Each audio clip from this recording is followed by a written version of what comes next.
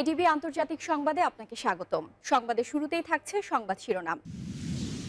জিহাদি দমনে নাইজেরিয়ায় ২০০ সেনা মোতায়েন করছে যুক্তরাষ্ট্র। ইরানের সঙ্গে যুক্তরাষ্ট্রের যুদ্ধের আশঙ্কা বাড়ছে।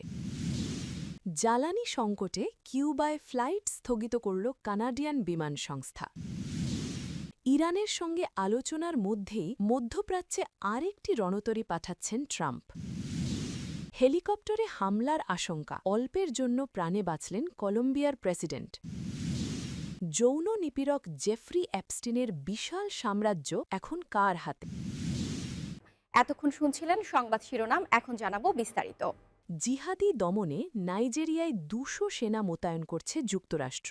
জিহাদি গোষ্ঠীগুলোর বিরুদ্ধে লড়াইয়ে নাইজেরিয়ার সামরিক বাহিনীকে প্রশিক্ষণ দিতে যুক্তরাষ্ট্র ২০০ সেনা মোতায়েন করবে। মঙ্গলবার ১০ ফেব্রুয়ারি ইউএস আফ্রিকা কমান্ডের একজন কর্মকর্তা এই তথ্য নিশ্চিত করেছেন। খবর ওয়াল স্ট্রিট জার্নালের। প্রতিবেদনে বলা হয়েছে, দেশটিতে আগে মোতায়েন থাকা ছোট একটি দলের সঙ্গে সমন্বয় করে এই সেনারা কাজ করবে। বর্তমান দলটি বিমান হামলার লক্ষ্য নির্ধারণে সহায়তা করছে।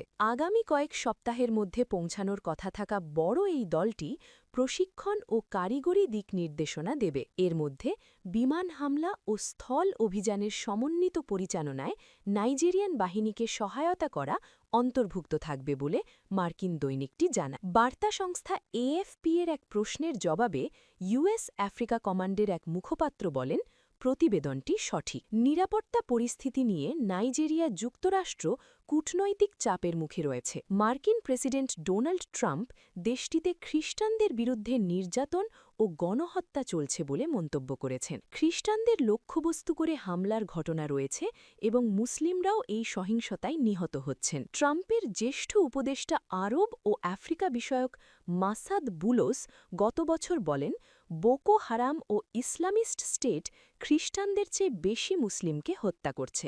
আবুজা খ্রিস্টান নির্যাতনের অভিযোগ প্রত্যাখ্যান করেছে। স্বাধীন বিশ্লেষকরাও এ অভিযোগ নাকচ করে বলেছেন, জিহাদি গোষ্ঠী ও সশস্ত্র দস্যুদের সহিংসতা দমনে রাষ্ট্রের ব্যর্থতাই মূল সমস্যা। কূটনৈতিক চাপ সত্ত্বেও সামরিক সহযোগিতা বৃদ্ধির ক্ষেত্রে দুই দেশ অভিন্ন অবস্থানে পৌঁছেছে। উভয় দেশের কর্মকর্তারা জানান, গত ডিসেম্বরে নাইজেরিয়ার সহায়তায় যুক্তরাষ্ট্র উত্তর পশ্চিমাঞ্চলীয় সোকোতো রাজ্যে জঙ্গিদের লক্ষ্য নির্ধারণে বিমান হামলা চালানো হয়। মার্কিন সামরিক বাহিনী জানিয়েছে, তারা নাইজেরিয়ার বিমান হামলায় গোয়েন্দা তথ্য সরবরাহ করবে এবং অস্ত্র ক্রয় প্রক্রিয়া ত্বরান্বিত করবে। ইরানের সঙ্গে যুক্তরাষ্ট্রের যুদ্ধের আশঙ্কা বাড়ছে। ইরানের সঙ্গে সমঝোতা না হলে খুব কঠিন কিছু করার হুমকি দিয়েছেন যুক্তরাষ্ট্রের প্রেসিডেন্ট ট্রাম্প। তার এই বক্তব্যে মধ্যপ্রাচ্যে নতুন করে উত্তেজনা ছড়িয়ে পড়েছে। যুদ্ধের আশঙ্কাও বাড়ছে বলে মনে করছেন বিশ্লেষকেরা। ইসরায়েলের একটি টেলিভিশন চ্যানেলকে দেওয়া সাক্ষাৎকারে ট্রাম্প বলেন, ইরান যদি যুক্তরাষ্ট্রের শর্ত না মানে তাহলে সামরিক পদক্ষেপ নেওয়া হতে পারে। তার ভাষায়, হয় চুক্তি হবে, না হলে কঠোর সিদ্ধান্ত আসবে। এই পরিস্থিতিতে ইরানের শীর্ষ নিরাপত্তা কর্মকর্তা আলী লারিজানি ওমানের সুলতানের সঙ্গে বৈঠক করেছেন। সেখানে সাম্প্রতিক যুক্তরাষ্ট্র ইরান আলোচনার বিষয়গুলো নিয়ে গুরুত্বপূর্ণ আলাপ হয়। গত কয়েক সপ্তাহে মধ্যপ্রাচ্যে মার্কিন সামরিক উপস্থিতি অনেক বেড়েছে। ভারত মহাসাগরে পাঠানো হয়েছে বিশাল যুদ্ধবহর। এর মধ্যে রয়েছে বিমানবাহী রণতরী ইউএসএস আব্রাহাম লিঙ্কন। মার্কিন গণমাধ্যমের খবরে বলা হয়েছে, প্রয়োজনে আরেকটি যুদ্ধজাহাজ পাঠানোর কথাও ভাবছে ওয়াশিংটন। এই অবস্থায় যুক্তরাষ্ট্র তাদের বাণিজ্যিক জাহাজগুলোকে ইরানের জলসীমা থেকে দূরে থাকতে সতর্ক করেছে। এতে সাধারণ মানুষ ও ব্যবসায়ীদের মধ্যেও উদ্বেগ তৈরি হয়েছে। ট্রাম্প প্রশাসন ইরানের সামনে ৩টি প্রধান শর্ত দিয়েছে। সেগুলি হল ইউরেনিয়াম সমৃদ্ধিকরণ বন্ধ করা, আঞ্চলিক সশস্ত্র গোষ্ঠীগুলির সঙ্গে সম্পর্ক ছিন্ন করা এবং ব্যালিস্টিক ক্ষেপণাস্ত্রের মজুদ সীমিত করা। ইরান বলছে, তাদের পারমাণবিক প্রকল্প শান্তিপূর্ণ ও বিদ্যুৎ উৎপাদনের জন্য। তবে যুক্তরাষ্ট্র এতে রাজি নয়। এর আগেও ট্রাম্প একতরফাভাবে ২০১৫ পারমাণবিক চুক্তি বাতিল করেছিলেন। এদিকে যুক্তরাষ্ট্রের ভেতরেও যুদ্ধ নিয়ে আপত্তি উঠেছে। কয়েকটি মানবাধিকার ও শান্তিবাদী সংস্থা কংগ্রেসকে অননুমোদিত যুদ্ধ ঠেকাতে উদ্যোগ নেওয়ার আহ্বান জানিয়েছে। তাদের মতে, নতুন যুদ্ধ হলে তা আরও অস্থিরতা ও রক্তপাত ডেকে আনবে। জ্বালানি সংকটে কিউবায় ফ্লাইট স্থগিত করল কানাডিয়ান বিমান সংস্থা। তীব্র জ্বালানি সংকটের কারণে কিউবায় ফ্লাইট পরিষেবা সাময়িকভাবে স্থগিত করেছে কানাডার একাধিক বিমান সংস্থা। ভেনেজুয়েলা থেকে তেল সরবরাহ বন্ধ হয়ে যাওয়া এবং যুক্তরাষ্ট্রের শুল্ক হুমকির প্রেক্ষাপটে দেশটির বিমানবন্দরগুলোতে জেট ফুয়েলের মজুদ দ্রুত কমে আসায় এই সিদ্ধান্ত নেওয়া হয়েছে বলে জানিয়েছে বার্তা সংস্থা এএফপি। জাতীয় বিমান সংস্থা এয়ার কানাডা সোমবার জানায়, জ্বালানির অভাবের কারণে তারা কিউবাগামী ফ্লাইট পরিচালনা সাময়িকভাবে বন্ধ করতে বাধ্য হয়েছে। একই ধরনের ঘোষণা দিয়েছে এয়ার ট্রান্সঅ্যাট ও ওয়েস্ট জেটও।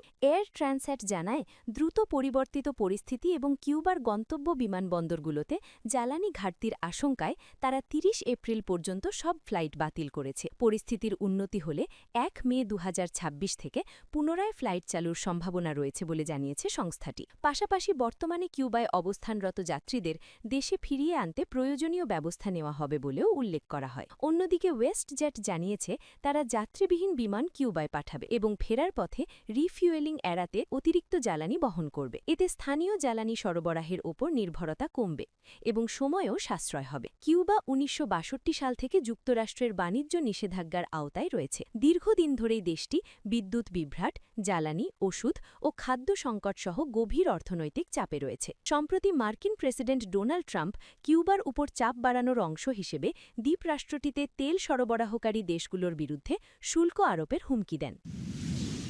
ইরানের সঙ্গে আলোচনার মধ্যেই মধ্যপ্রাচ্যে আরেকটি রণতরী পাঠাচ্ছেন ট্রাম্প। ইরানের সঙ্গে চলমান কূটনৈতিক আলোচনার মধ্যেই চাপ আরও বাড়াতে মধ্যপ্রাচ্যের দ্বিতীয় একটি বিমানবাহী রণতরী স্ট্রাইক গ্রুপ মোতায়েনের বিষয়টি বিবেচনা করছেন যুক্তরাষ্ট্রের প্রেসিডেন্ট ডোনাল্ড ট্রাম্প। মঙ্গলবার বার্তা সংস্থা অ্যাক্সিয়সকে কথা জানান তিনি। ট্রাম্প বলেন, আমাদের একটি বিশাল নৌবহর সেখানে যাচ্ছে এবং আরেকটিও যেতে পারে। অতিরিক্ত একটি রণতরী মোতায়েনের বিষয়টি নিয়ে তিনি ভাবছেন বলেও জানান। আগামী সপ্তাহে ইরানি কর্মকর্তাদের সঙ্গে দ্বিতীয় দফা আলোচনার প্রত্যাশা করে মার্কিন প্রেসিডেন্ট আরও বলেন, হয় আমরা একটি চুক্তি করব অথবা আমাদের গতবারের মতো খুব কঠোর কিছু করতে হবে। শক্তি প্রয়োগের ব্যাপারে তার আগ্রহ কূটনৈতিক পরিস্থিতি বদলে দিয়েছে বলেও উল্লেখ করেন তিনি। বলেন, আমরা ইরানের সাথে একটি দুর্দান্ত চুক্তি করতে পারি। এছাড়া ইরানের ব্যালিস্টিক ক্ষেপণাস্ত্র ক্ষমতার হ্রাসের বিষয়ে আশাবাদ ব্যক্ত করেছেন ডোনাল্ড ট্রাম্প। জানা গেছে, বর্তমানে ওই অঞ্চলে অবস্থানরত ইউএসএস অ্যাব্রাহাম লিঙ্কনের সঙ্গে যুক্ত হতে পারে নতুন রণতরীটি। একজন মার্কিন কর্মকর্তা জানান, দ্বিতীয় একটি স্ট্রাইক গ্রুপ পাঠানো নিয়ে অভ্যন্তরীণ পর্যায়ে আলোচনা চলছে। হেলিকপ্টারে হামলার আশঙ্কা, অল্পের জন্য প্রাণী বাঁচলেন কলম্বিয়ার প্রেসিডেন্ট।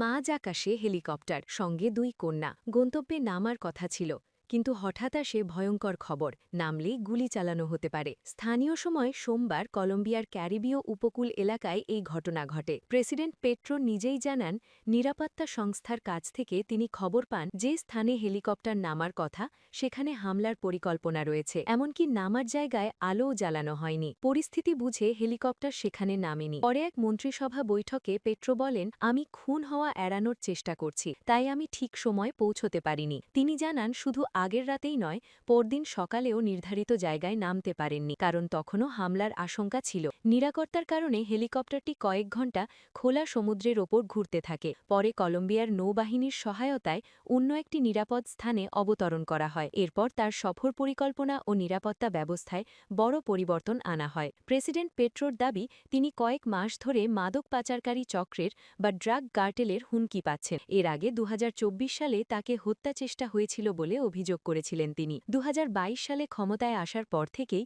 তিনি ঝুঁকির মধ্যে আছেন বলে একাধিকবার জানিয়েছেন। বর্তমানে দেশটিতে সহিংসতা বাড়ছে। সামনে প্রেসিডেন্ট নির্বাচন। যদিও সংবিধান অনুযায়ী পেট্রো আর দ্বিতীয়বার প্রার্থী হতে পারবেন না। এর মধ্যেই এক সেনেটর অপহরণের ঘটনাও ঘটে। পরে অবশ্য ওই সেনেটর ও তার নিরাপত্তা কর্মীরা অক্ষত অবস্থায় মুক্তি পান। যৌন নিপীড়ক জেফ্রি এপস্টিনের বিশাল সাম্রাজ্য এখন কার হাতে? বিশ্বজুড়ে আলোড়ন সৃষ্টিকারী মার্কিন ধনকুবের ও দণ্ডিত যৌন অপরাধী জেফ্রি এপস্টিনের মৃত্যুর ৭ বছর হতে চলল, কিন্তু তার রেখে যাওয়া বিশাল অর্থবিত্তের উত্তরাধিকার নিয়ে আইনি লড়াই ও রহস্য যেন কাটছেই না। সম্প্রতি মার্কিন বিচার বিভাগ এপস্টিন সংক্রান্ত প্রায় ৩ লাখ পৃষ্ঠার এক বিশাল নথি জনসমক্ষে প্রকাশ করেছে। এই নথিতে বেরিয়ে এসেছে চাঞ্চল্যকর তথ্য।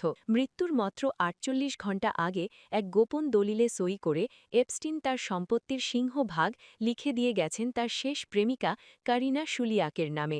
এপস্টিনের জন্মসালের স্মরণে তৈরি করা হয়েছিল 1953 ট্রাস্ট নামের একটি বিশেষ দলিল। 32 পৃষ্ঠার এই গোপন নথিটি সম্প্রতি প্রকাশে আসার পর দেখা যায় 2019 সালে কারাগারে আত্মহত্যার মাত্র 2 দিন আগে এপস্টিন তার স্থাবর অস্থাবর সম্পত্তির বিলি বন্দোবস্ত চূড়ান্ত করেছিলেন। সেখানে তিনি উল্লেখ করেছিলেন যে তিনি বেলারুশ বংশোদ্ভূত প্রেমিকা কারিনা শুলিয়াককে বিয়ে করার কথা গুরুত্ব সহকারে ভাবছেন। এই দলিলের মাধ্যমেই শুলিয়াক এপস্টিন সাম্রাজ্যের প্রধান সুবিধাভোগী বা বেনিফিশিয়ারি হয়ে ওঠেন। এপস্টিনের ট্রাস্টে শুলিয়াক ছাড়াও আরও 40 জনের নাম রয়েছে, তবে প্রধান 3 অংশীদার হলেন কারিনা শুলিয়াক প্রেমিকা। ধারণা করা হচ্ছে তিনি $10 কোটি সমমূল্যের অর্থ পেতে যাচ্ছেন।